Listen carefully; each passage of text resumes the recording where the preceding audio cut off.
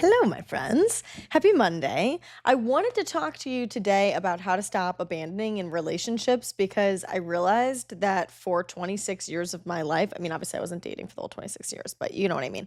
I was self abandoning and I genuinely thought I was doing the right thing. Like, to my core, thought that I was being low maintenance. I thought I was being easy to love. I had like such a fucking grip on being like the chill, cool girl. And I didn't realize how much I was sacrificing things that really were important to me for the sake of other people's feelings or for the sake of being loyal to somebody to a fault, like being so loyal that I would not do what's important to me and not want to hurt another person by telling them that I wasn't really into their lifestyle or I wasn't really into their personality or how they navigated the world. You just want to see the best in them and you date people for their potential and you know that they're a good person at heart, so you just overlook things and let things go. Well, we're not fucking doing that anymore. We're definitely looking for a balance. We're not trying to turn into selfish, cold hearted bitches, okay? But we've got to rein it in a little bit. And I mention that because it's a little difficult. I've found that when you commit to stop self abandonment, you might be a little more selfish than you realize. Like you get a little rigid, you get a little angry that you've been taken advantage of, and so you're more on top of your boundaries and on making sure that you're not being taken advantage of again, and it gets, you know, a little too much sometimes. So we got to find the balance. But today, I want to specifically talk about how to move away from self abandoning in relationships. I want to make abundantly clear what self abandonment really is. And that is when you are consistently sacrificing your wants, your needs, your feelings, your thoughts in order to maintain a connection with somebody else. And I want to make that clear because you're not doing it because you're weak minded or because you're needy. You do it because connection is important to you. That is your number one priority, is having connection with other people.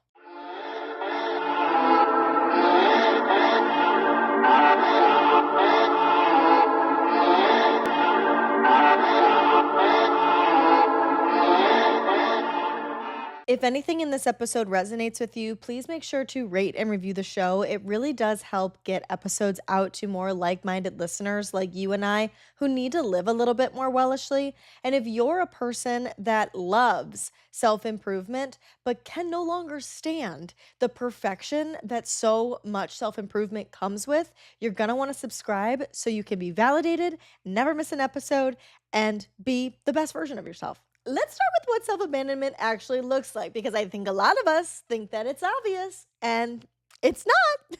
It sneaks up on you and it's happening in ways that you don't realize. Like I said, when I was doing this, I fully, with my whole heart, believed that I was doing what I truly wanted and that I wasn't self abandoning. And only in hindsight do I realize how much self abandonment was really taking place. So I'm hopefully trying to get in front of that before something bad has to happen in order for you to realize it in hindsight. And maybe you could be more aware of it in your day to day life. So, here are some ways that are commonly overlooked when it comes to self abandonment. The first thing for me that comes to mind is saying it's fine or saying nothing's wrong when something is wrong. And this seems like a very cliche, you know, we all do this a little bit. All the girlies, we love to do this. Like, what's wrong? Nothing. You know what I mean? Like it's that vibe. And you think you don't do it, but like I don't know. I think a lot of us do it a little bit, especially if you're a self abandoner. And I catch myself doing this for a couple reasons. When I don't want to be a burden, when I want to control other people's perception of me, when I don't want to be judged, when I feel like I'm being too much, when I just want to be this like happy, wonderful person in the world and I don't want to be a person that identifies as someone that has problems. Like to me, that makes me more high maintenance to have feelings and have issues. Like if I could just be low maintenance and easy going, somewhere along the line, I personally learned that that made me easier to love. And so a form of self abandonment is just to say it's fine when things aren't. Now, if you're anything like me, you can't keep your mouth shut. So you do probably end up telling the person what's wrong and not just sweeping it under the rug and letting it go. Like, I would be insane to think that I couldn't like regurgitate that. I have to. It's like an OCD. But I have to put up that fight first. And it's such a anxious avoidant attachment style sort of a thing where like a secure attachment would just say, this is what's bothering me, this is what I need, this is what I want, but it seems so vulnerable to do that. Another major example of this is ignoring your intuition. Again, great example of one that you don't think you're doing, but you really are. Remember that your intuition is quiet and the voice in your head that is yelling things at you and is making excuses and is explaining things and making meaning and coming up with solutions.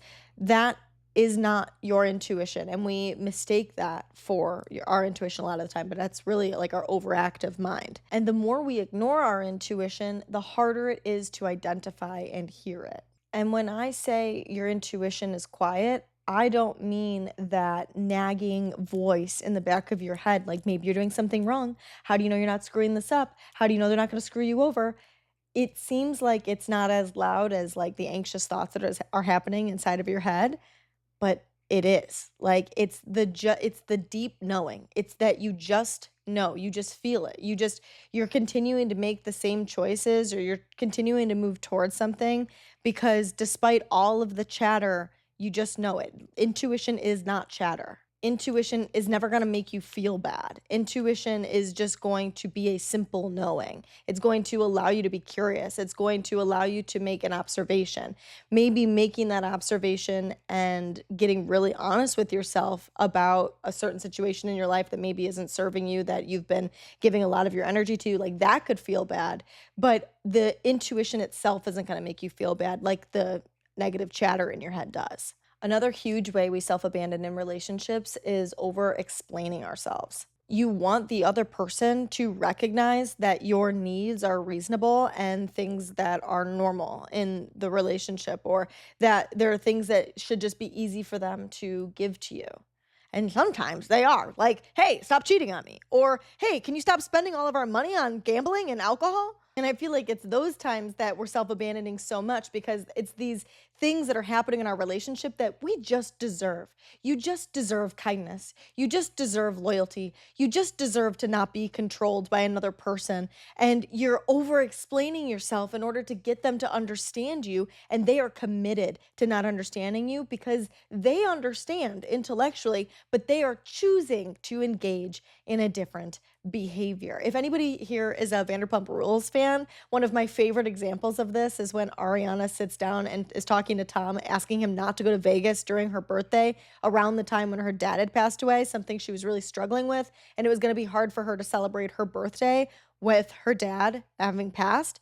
And Tom was committed to his narrative. He was committed to going. And he said, babe, that we're gonna drive bulldozers. It was like ridiculous. If you know, you know. It was hilarious to watch because it was just so ridiculous. It was just so self-abandonment that she sat there and kept saying over and over and over and over in plain English why she needed him there for her. And he just stuck to his point. He said he was going anyways. They're making that choice on purpose. No amount of explanation is going to make them change their mind. And the more you explain, the more you self-abandon. Maybe you accept less because you're afraid to ask. Like you would really love it if your partner gave you flowers regularly, but you're afraid to ask because you feel like asking means that they don't mean it. So you don't receive the thing that would make you feel loved because you're afraid to ask for it. Maybe you're somebody that would react well to words of affirmation, and that's one of your love languages. And you want to ask your partner to compliment you more, but for the same reason, it feels icky to ask that question. So you're left not having your needs met because you're not communicating them. When in reality, if somebody really loves you and you communicate what you need to them, it should be no problem to do it. And they can choose to do it or they could choose to not do it. And it is still them choosing to do it, even though you communicated that it would be something you need. We make ourselves smaller to avoid conflict, shoving things under the rug and letting things go because you know how they're going to react and you just don't feel like having to explain yourself or having to deal with their reaction or having them flip it on you or having them gaslight you. So it's just easier to let your things go and be the one that takes the brunt of the irritation and just let it play out however it plays out. I think it's really good to give people the benefit of the doubt, but when you're constantly giving people the benefit of the doubt and getting screwed over every single time, you continue to abandon yourself. You have to give people the benefit of the doubt while still being mindful of your needs and making sure that what you want is still being met. I think we miss it a lot of the time because we anticipate that self abandonment would feel like we are betraying ourselves and like it would feel icky and like we're giving so much and we feel empty and drained all of the time. And while those are things that can definitely occur, it doesn't really show up that way.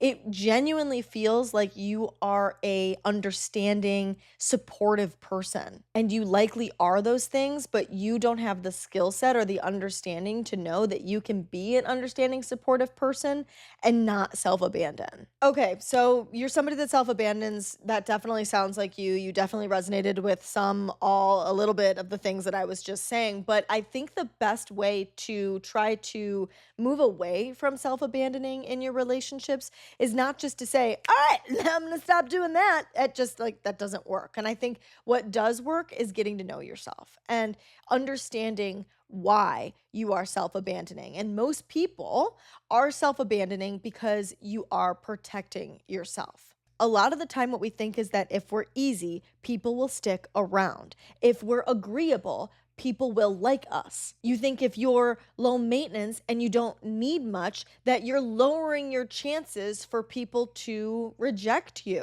It feels like if you are prioritizing them and you're doing everything for them and you're always making sure they're happy and you want to be loyal to them and making sure they're good and caring for their emotions, that they would then reciprocate it to you. And it's confusing when that doesn't happen. It is so hard to wrap your mind around behavior you would never engage in. And because you are a kind, loving, giving, generous person that cares so deeply about connection with other people, you do not understand people that don't operate that way. And what ends up happening is that you get to have this connection that more than likely is not a person that's in alignment with you, because if they were, you would be able to just be yourself and say what you need and not self abandon, and they would just love you and be there for you anyways. So you're keeping this connection with likely not a person in alignment with you and then abandoning your relationship with yourself. Like you have no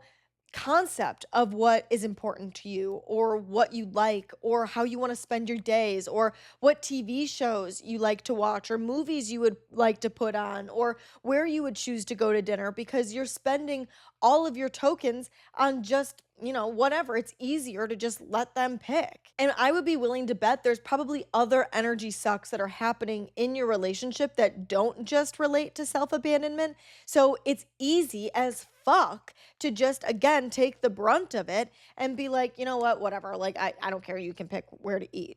Because who cares? Like, really, at the end of the day, it doesn't matter. I'm going to be happy wherever we go. I love food, so you can pick. I don't care. But, like, don't you think it's bizarre? I don't know. I think it's kind of weird to think that somebody picks where you eat every single time and they never say, I always pick. How about you pick? You know? Or maybe they even do that, and you're so used to self-abandoning that you genuinely don't have an opinion anymore, that it seems like a lot of effort to have to decide what kind of food you're craving, to decide what kind of vibe of restaurant you want to go to, how long of a commute you want to have, looking up a restaurant on maps and going through the reviews and going through the pictures and picking a place that seems cool to you. That is so much energy to give when your energy is being sucked out of you from all the self abandoning that you've been doing. When you're constantly betraying yourself like that, you can't build this love for yourself, this understanding of yourself, this relationship with yourself, because it's like while you're trying to build it, it's all just being sucked out the back by trying to accommodate another person and make them happy in other areas. I want to take this moment again to say it is not going to feel like that in the moment. You could even be listening to this right now and think that that's not you. But if you resonated with any of the things that we talked about earlier, it probably is. And if you're sitting here right now and being like, no, no, nope, that's not me. Nope, I'm not, actually, you probably are not even watching this anymore because you're like, I can't even listen to this because it's almost subconsciously triggering to hear it because your intuition, your deep knowing, the not chatter voice, the deep knowing knows that it's true. And so you just avoid it. And not only do you not know yourself and what you like in life, but you live in this constant state of like anxious or you feel resentful, like you'll feel like angry and you don't necessarily know why. Maybe you feel confused. You're really disconnected from what you want and what you need. And you're constantly dealing with those like, why am I so exhausted? Why do I not have the life that I want? Why do I feel unseen or unheard by my partner? Maybe you even think, why doesn't this relationship feel good all of the time? Or if you're still too not willing to accept why it doesn't feel good, just maybe questioning if this is really what a relationship is supposed to be. In the very back of your mind, you're asking yourself that question. And a lot of the time, we get to this point that we feel this way because nobody is honoring the feelings that we are continuously expressing, including ourselves. We're having these thoughts of wanting life to be different or wanting to do a certain thing, and we don't show up for ourselves, or we don't follow through with that, or we don't stick with that boundary. And we just end up in this negative space. And it's possible you don't know why you feel like that. And you're trying to look for other external sources to tie it to when really it could be as simple as this, but you're not willing to admit that to yourself. You know, your girl never leaves you high and dry. So I want to give you 5 steps that you can take genuinely to start today, but we're not putting the pressure on ourselves to get it perfectly done and never self abandon ever again just because we watch this video and follow these 5 steps. You also have to take these 5 steps with a grain of salt. These are what I think are the best way, in my experience, to move away from self abandonment, but you should tweak and use and not use whatever works best for you as an individual. You have to use discernment. All of our brains are different. We have all had different experiences that have led to certain perceptions that make up how we navigate the world. So this is going to be a skeleton idea of how to do that,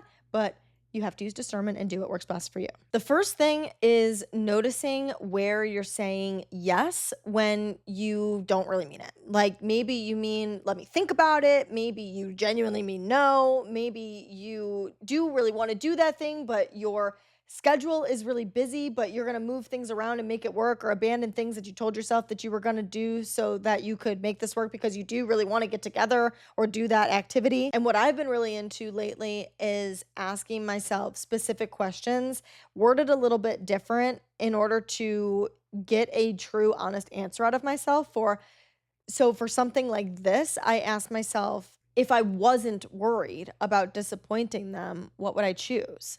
And really, I mean, this is not just relationships. You can use this with friendships. You can use this with your boss. You can literally use anything you want. And just to yourself, say, if I wasn't worried about disappointing them, would I go to the lunch with all of my coworkers? No. If I wasn't worried about disappointing my parents, would I really go to law school? If I wasn't worried about my partner going and hanging out with another girl, would I still commit to this thing and ditch my friends? If you weren't worried about disappointing them, what would you choose? It'll highlight immediately what you genuinely want and not what you're doing to appease someone else and to keep a connection. The second thing is my favorite, okay? Stop treating your feelings like evidence in a courtroom. Like you think that you need to have like a 20-step reason as to why you operate the way that you operate. You need to give an explanation. You're trying to make them understand you. You want to explain it to them so that they get it and they can start doing the things that would make you feel loved, and that the reason that you want that is this, and it's not crazy that you want that, and just the fact that you feel that way is enough. Just the fact that you want it is enough.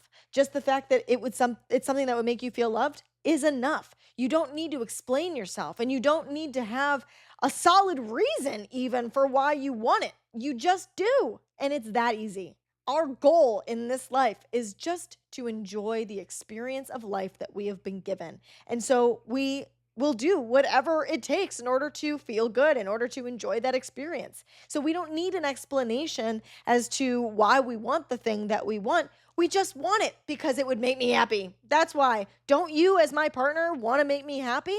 Or even when things are wrong, like saying this bothered me is enough. Like you don't have to be like, I'm sorry, this bothered me because my ex-boyfriend, he cheated on me. And so now I have trust issues and I have this family dynamic that goes on and I'm trying to follow this pattern or not follow the pattern. I want to break the pattern. I don't want to follow the generational trauma. Like you don't need to explain yourself. It's just as simple as I don't like that.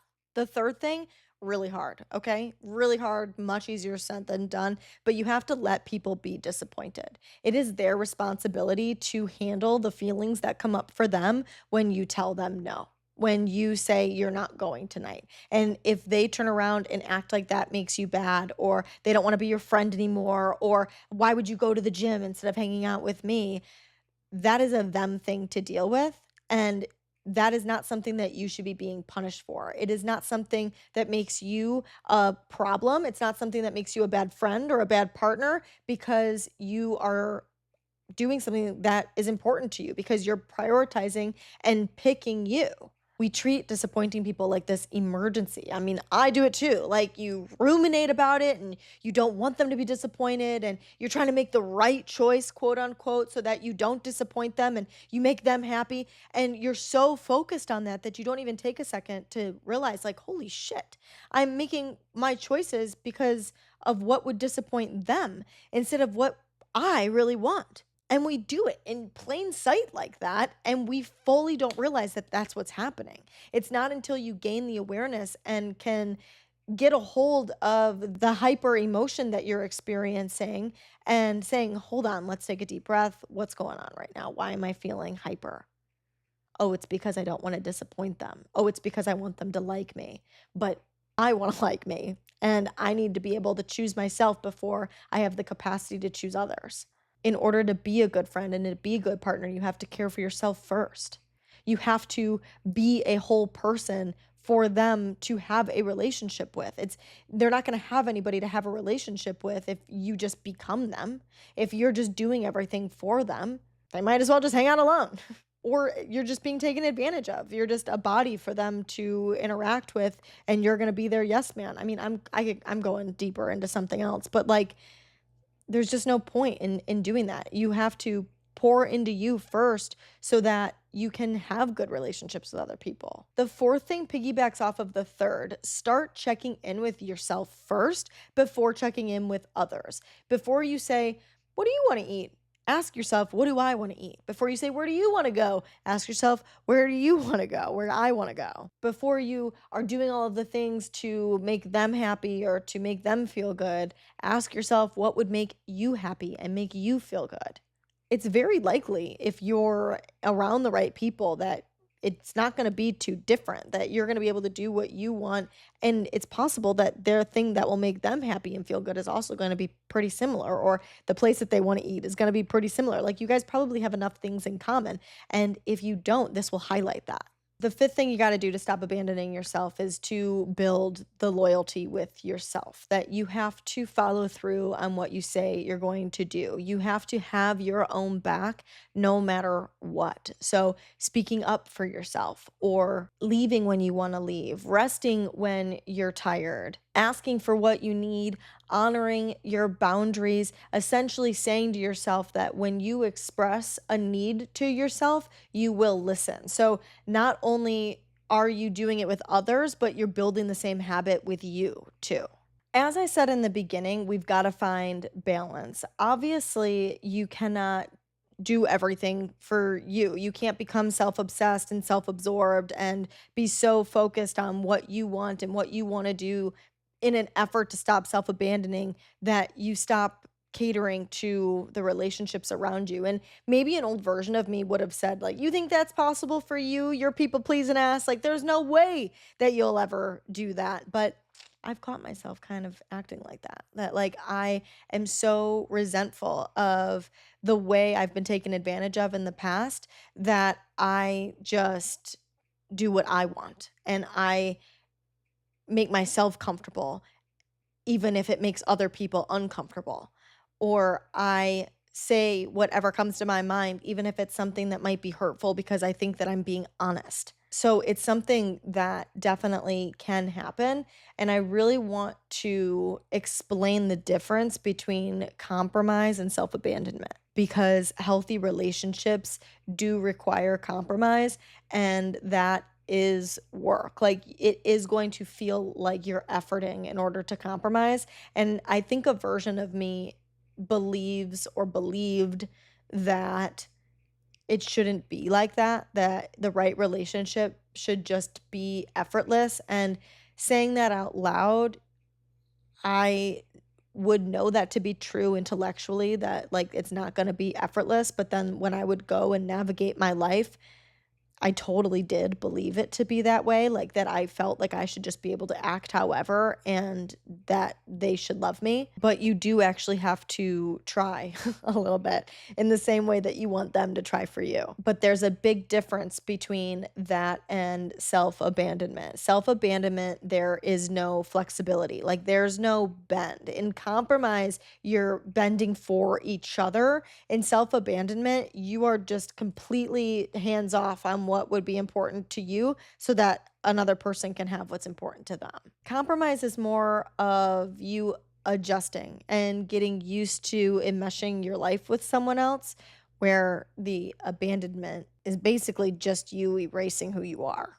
And again, for the thousandth time, it might not feel like you are erasing who you are, but when you look back in hindsight, you are. It's not like your brain is just gonna like disappear into the gutter and you're gonna have no thoughts and be this like, "Ah, I don't care, whatever you want to do," like, kind of a person. You're still gonna be like the strong, like, no, this is what I want, this is what blah blah kind of a person. But at the end of the day, letting things go that genuinely matter to you because you just don't want to argue about it. And then telling yourself that you're picking your battles. The goal is not to give less. The goal is not to be someone that's less loving, obviously. It's just to stop believing that love requires you to be low maintenance, that it requires you to be easy.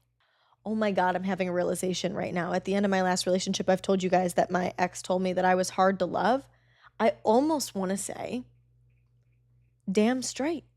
Damn fucking straight, I was hard to love because I set boundaries and I had standards and I started to not let him act however he wanted to act.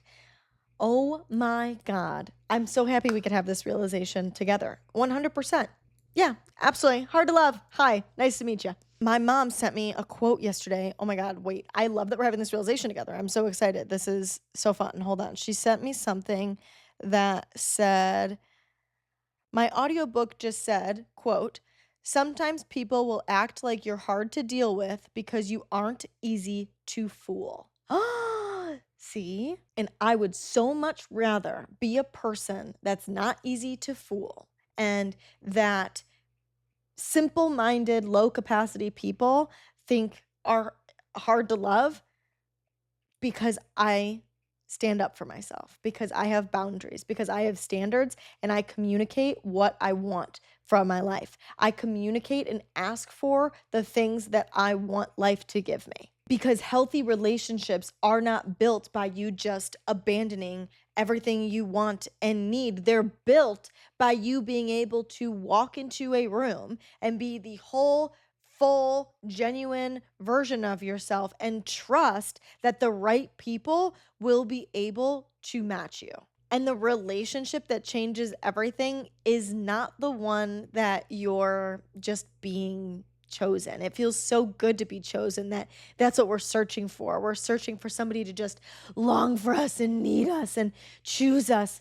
But the right relationship, the healthy relationship, is the one that you stop choosing everyone else over yourself. That's it for today's episode. That was a good one. Remember when your girl said she was too afraid to talk about relationship stuff because, wounds, but because of the wounds, I feel like I'm really passionate about this stuff. I've learned a lot from relationships. So, I'm really happy to share it with you guys. And hopefully, you can not have to deal with as, brick to the face pain that your girl had to deal with from these stupid ass men or women, whoever's listening. Love to all. Okay, I love you so much.